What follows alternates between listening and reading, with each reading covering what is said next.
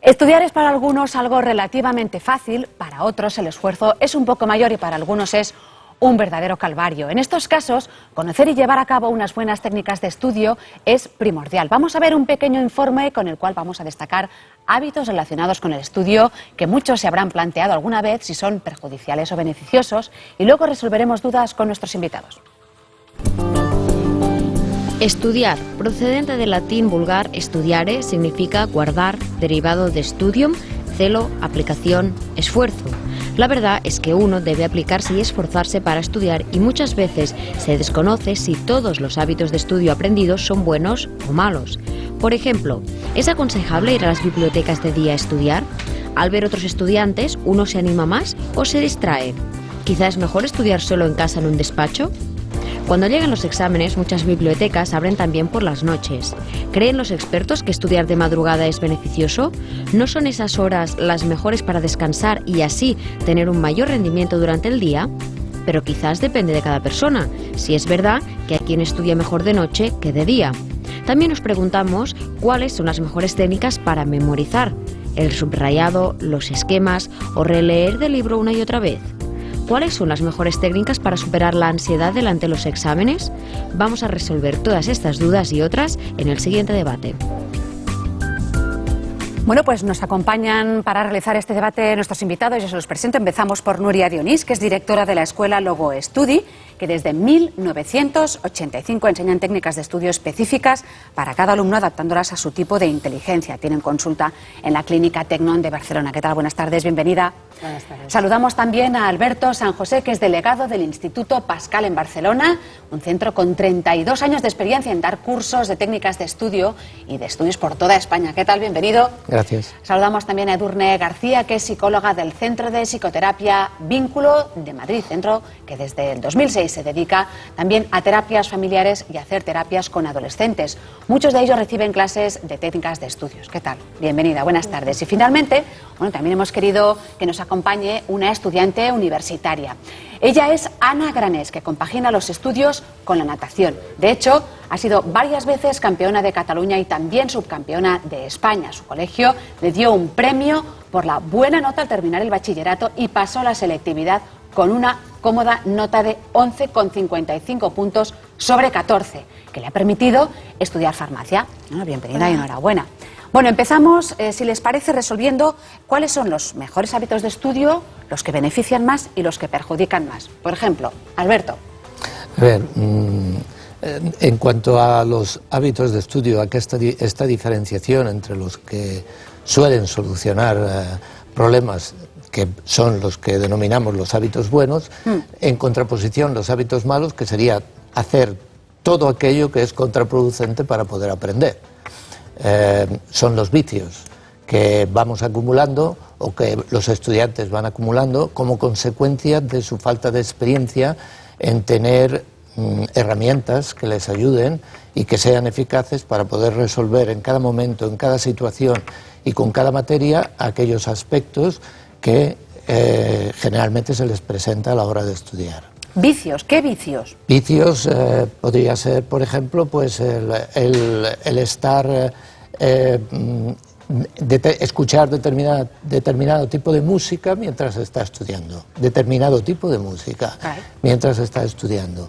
Pues otro vicio sería el estar acometiendo el estudio y el estar, por ejemplo, relajadamente sentado o mal sentado, con lo cual la concentración pues no se facilita en el estudiante. Pero hay gente, disculpe, ¿Sí? que la música le ayuda a concentrarse. Sí, pero depende de qué tipo de música, por eso he dicho determinada música. Determinada música. Sí, música relajante, música clásica, música ambiental. Hay muchos alumnos que la utilizan mientras están estudiando y no les repercute en absoluto en el rendimiento que quieren sacar. Nuria, ¿cuál es su teoría? ¿Qué es lo que beneficia y qué es lo que perjudica?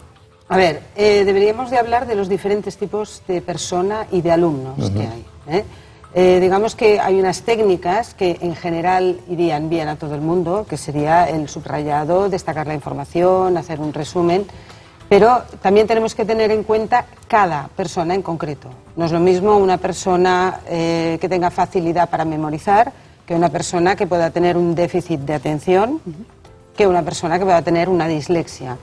Cada alumno, cada estudiante debe autoconocerse, este es el primer paso, y saber qué es lo que le va bien y qué es lo que no le va bien.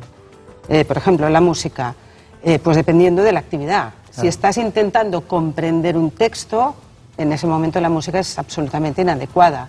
Si ya has comprendido el texto, ya tienes el resumen elaborado, tienes las ideas destacadas, sí puede ser un buen momento de tener una música relajante para hacer el proceso de memorización. Edurne, estás en terapias familiares con adolescentes, también con padres de adolescentes. Supongo que lo de la música está al orden del día, pero tanto como llamarlo un vicio, quizá puede ser contraproducente, ¿no? A la música no sé si le llamaría un vicio, pero al Twenty, al WhatsApp, etcétera, a lo mejor sí, y Ana se ríe, por algo será. Una de las grandes retos con los padres es precisamente cómo se negocia el número de distractores que hay en tu mesa de estudio, ¿no? Desde el ordenador con conexión a Internet, porque además a través de los colegios o sobre todo de las facultades, con el aula virtual es necesario tener la conexión a Internet, y cómo se divide entre estás conectado al aula virtual, de paso por el Twenty hablas de un trabajo y de paso hablas de qué vas a hacer el sábado. O sea, eliminar distractores es una de las cosas más complicadas. Luego hablaremos de Internet, pero supongo que por alusiones, Ana, cuéntanos cuál es tu método, con música, sin música. Hombre, yo creo que también depende mucho de la edad, porque cuando eres más pequeño, si te pones música y tienes que hacer ejercicios que exigen más concentración, es contraproducente. En cambio, ahora a mi edad hay diferentes tipos de ejercicios y, como ha dicho Nuria, si tienes que concentrarte en un texto y te pones la música, no te puedes concentrar. Pero si es un ejercicio mucho más sistemático, que vas haciendo y todo el rato es lo mismo, la música no influye, yo creo, en el resultado del ejercicio. Tú además, pues bueno, como practicas natación y estás en competición, ¿cuántas horas puedes dedicar a estudiar? Supongo que debe ser calidad más que cantidad, ¿no? También depende del día, porque en general cada día entreno de 2 a 2 horas y media y claro, me tengo que administrar el tiempo, y si voy primero a entrenar y luego me pongo en serio, porque si tengo 2 horas para estudiar, pues las tengo que aprovechar. Y también creo que el tener menos tiempo que los demás también me obliga a organizarme y aprovechar más el tiempo. Que si tuviera toda la tarde, a lo mejor aprovecharía 1 hora de 5. Ahora intentaremos descubrir cuál es el método más eficaz para estudiar. Pero, por ejemplo, Ana, cuéntanos el tuyo. Para ti, lo ideal para estudiar, para concentrarte y poder asimilar bien todos los conceptos, ¿cuál sería el entorno? ¿Cuál es tu estado ideal? A ver. Yo normalmente en mi casa, si no hay nadie, me pongo en el comedor, yo sola, con mis apuntes. Fíjate, en el comedor. Con mis apuntes, el vaso de agua y algo para ir picando si tengo hambre y ya está. Ahora que este año en la universidad me he tenido que acostumbrar a la biblioteca, al entorno de silencio que hay allí, porque durante el bachillerato casi no la pisaba, pero ahora como empleo mucho tiempo en la universidad, es el lugar de estudio más aprovechado que hay. Curioso, ¿no? Que hayas hecho este cambio, porque quizá la biblioteca, ¿no?, es como centro, como templo del silencio y de la concentración, sería un buen lugar. ¿O qué les parece? Yo creo, como dice Nuria, ¿no? Depende de cada estudiante. Hay personas que se concentran muy bien en la biblioteca porque el clima de estudio como que se les contagia y se están más motivados, y hay gente que les pasa lo contrario, ¿no? Desde mi experiencia, que se distraen muchísimo más, que salen a descansos cada media hora, que...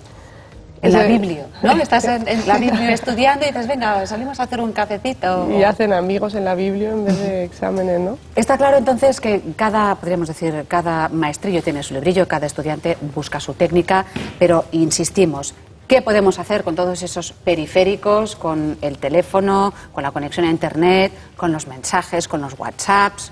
¿Qué es lo mejor? A ver, yo les aconsejo siempre a mis estudiantes que sepan establecer los tiempos. El tiempo de estudiar, el tiempo de descansar, el tiempo de volver a concentrarse. Yo recomiendo que no estén más allá de 45 minutos concentrados haciendo lo mismo. Pasados 45 minutos hay que levantarse, hay que moverse un poco, hay que distraerse y descansar por lo menos 10 minutos para volver en fresco a trabajar. Igual que las clases tienen una duración determinada, ¿no? Exacto. Los episodios de estudio tienen una duración determinada. Exacto. Entonces, yo les recomiendo siempre que tengan un reloj a la vista, incluso que suene una alarma, y que se mentalicen, tienes 45 minutos para hacer una determinada tarea. No puedes perder el tiempo. Bueno, es una buena manera de que se concentren. Porque es lo que ella dice, si piensas que tienes todo el tiempo del mundo, vas a perder mucho tiempo. Si piensas, tengo 45 minutos para subrayar este apartado y entenderlo, te concentras. ¿Qué pasa? En ese tiempo no puedes tener el ordenador, no puedes tener el móvil a mano, no puedes tener distractores a mano. Que son 45 minutos, que es un tiempo prudencial, un tiempo que uno puede retenerse, puede intentar no mirar al móvil, es suficiente. ¿A usted qué le parece? Es más que suficiente, es, dijéramos, los tiempos recomendables para cada una de las partes o de las sesiones de estudio en la cual divide el estudiante el tiempo general que tiene que estar tratando la información que trata de aprender. Los 45 minutos, los descansos entre cada una de las sesiones de los 45 minutos son muy importantes para relajarse, para distraerse de lo que acaba de hacer y de estar en preparación para lo que va a acometer a continuación. Y por supuesto, como ha dicho ella muy bien también, hay que controlar muchísimo los distractores. El ambiente en el cual tiene que trabajar el alumno, el material que tiene que tratar es el que debe de tener a mano, y todo lo demás, todo lo que sea superfluo tiene que estar fuera del alcance o desconectado.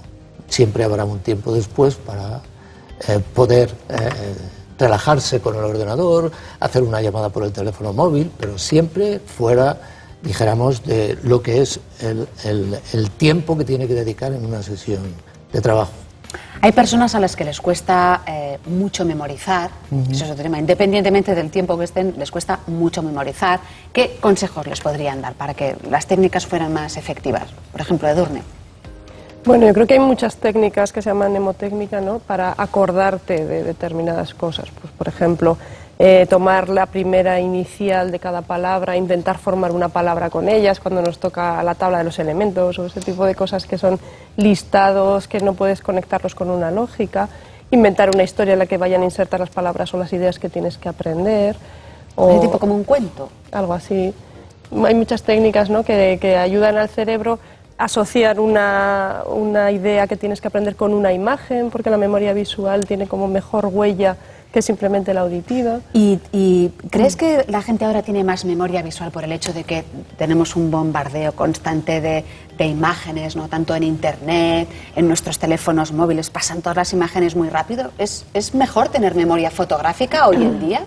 Yo no sé si es memoria o lo que tenemos es una atención diferente. Tenemos una atención que dura menos tiempo y que puede ser más simultánea de lo que quizá era en otras ocasiones. Pero al tener la atención más simultánea, eso hace que sea más superficial cuánto te fijas en las cosas.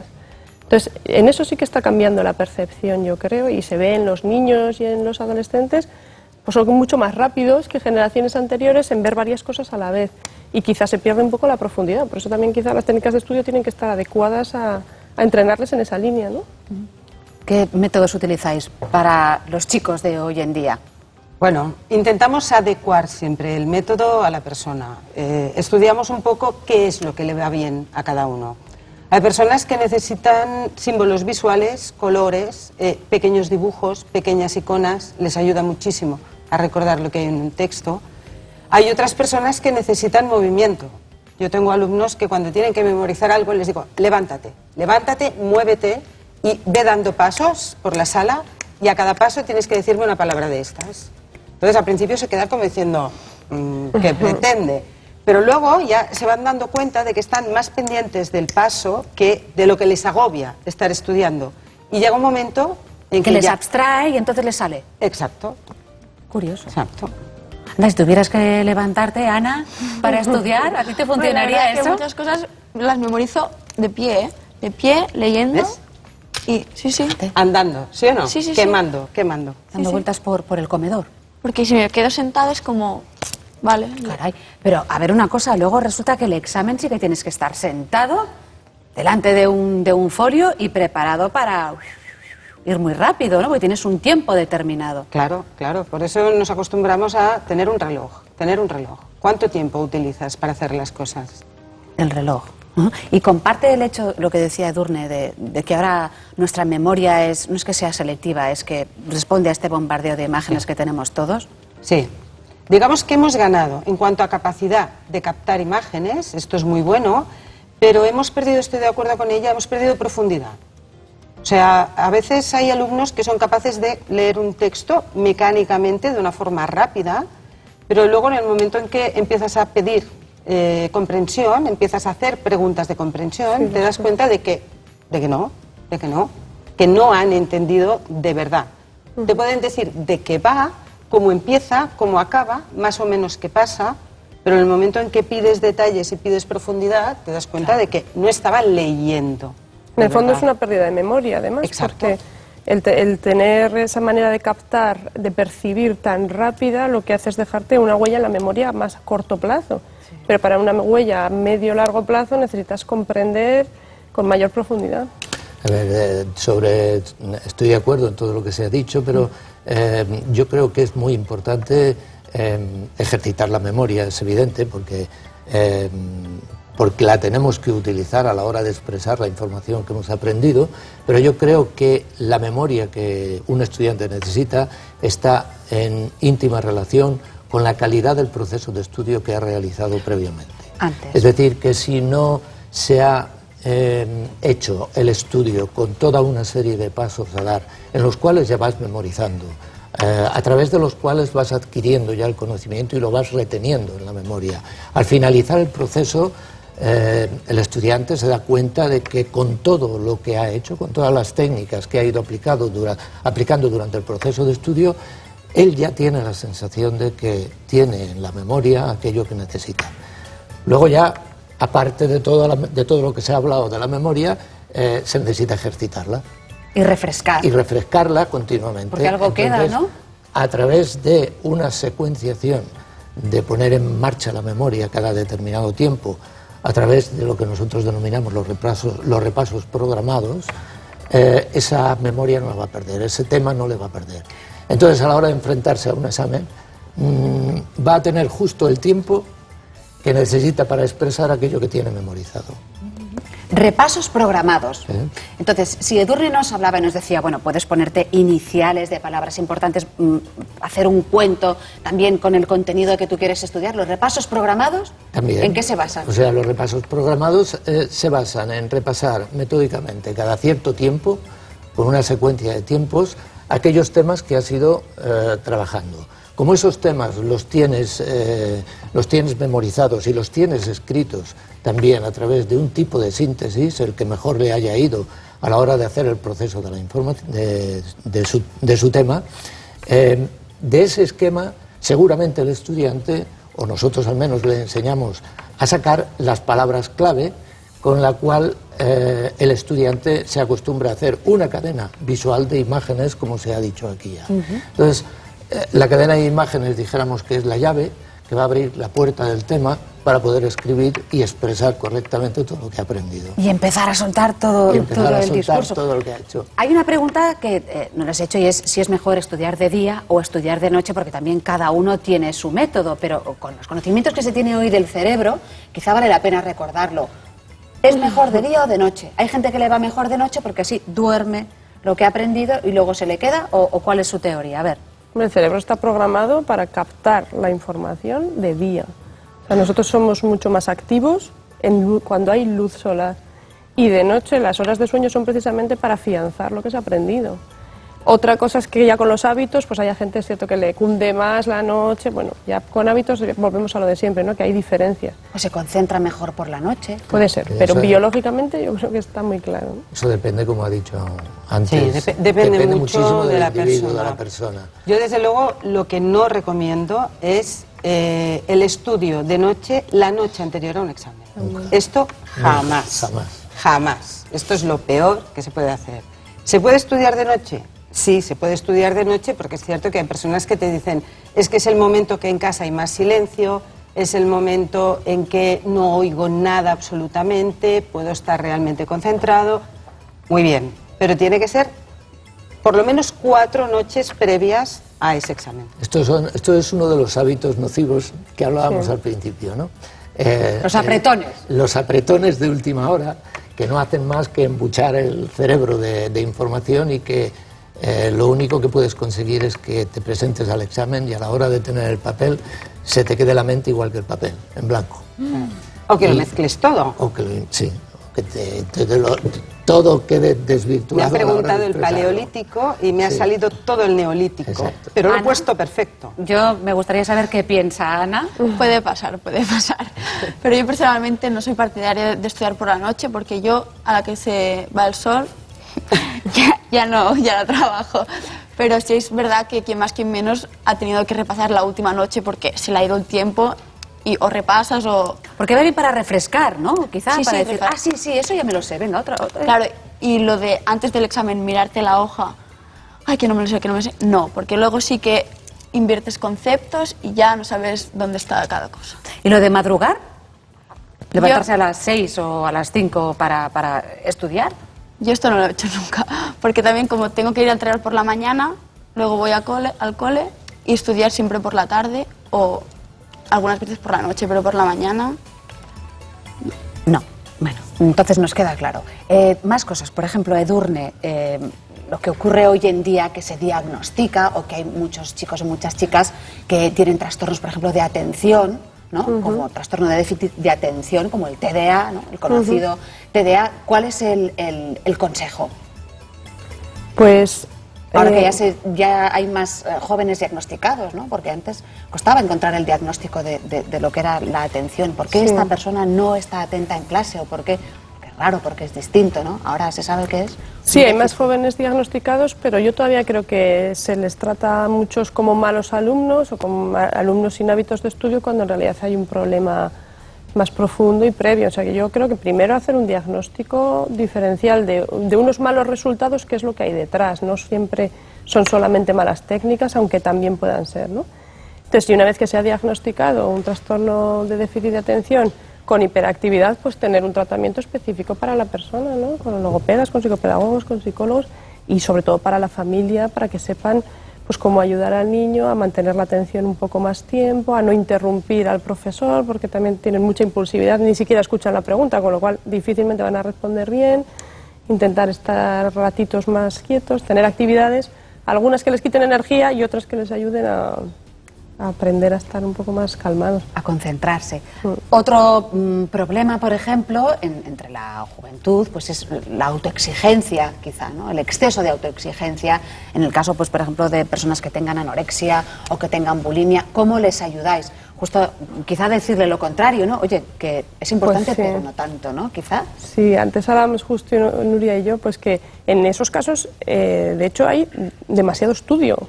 Es decir, si pudiéramos dividir nuestras vidas en varias esferas, pues todos tenemos una esfera académica o laboral, los amigos, la pareja, el ocio, otras esferas de nuestra vida que son importantes. En personas con mucha exigencia hacen monografías de solamente un tema, en este caso los estudios.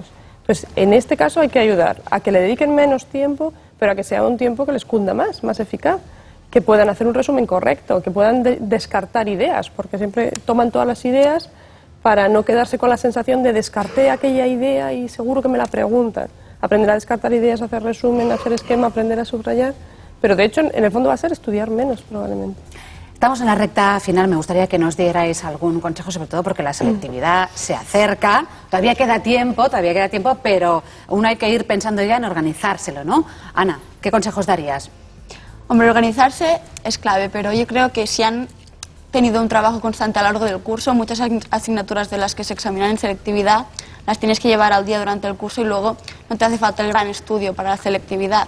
Hay otras como las optativas de historia o filosofía que igual sí que tienes que repasar todo el temario y es un poco más largo, pero las otras yo creo que poco a poco han hecho durante todo el curso y va a ir bien. Nuria, ¿algún consejo para los que se ponen nerviosos o nerviosas? Hay que en estudiar, general, no solo la selectividad, sino ante un examen, ¿no? ¿Qué hay que puedes estudiar hacer? con tiempo. No hay que tener miedo de estudiar desde muchos días antes. Bueno, hay muchos pero- alumnos que temen, si me los empiezo a estudiar ya, no me lo sabré al final. Sí, si lo estudias adecuadamente, te lo sabrás, estarás más tranquilo, no mezclarás conceptos y llegas Vale, pero me lo sé, perfectamente. pero estoy nerviosa. Aunque te lo sepas, estás nervioso, eres una persona nerviosa, ¿qué puedes hacer? dormir bien, intentar descansar, no tomar demasiada cafeína, evitar según qué tipo de bebidas con azúcar. ¿Sí? ¿Por qué? Bueno, pues porque Porque nos son aumentan- excitantes. Sí. Alberto, ¿algún consejo? Tener hábitos de concentración, añado, tener hábitos de concentración, potenciar la concentración y previamente haber estado muy seguro, como dice, del estudio que ha realizado. Cuando un estudiante realiza las cosas bien, llega el tiempo en que tiene que presentarse al examen y no tiene por qué tener nervios.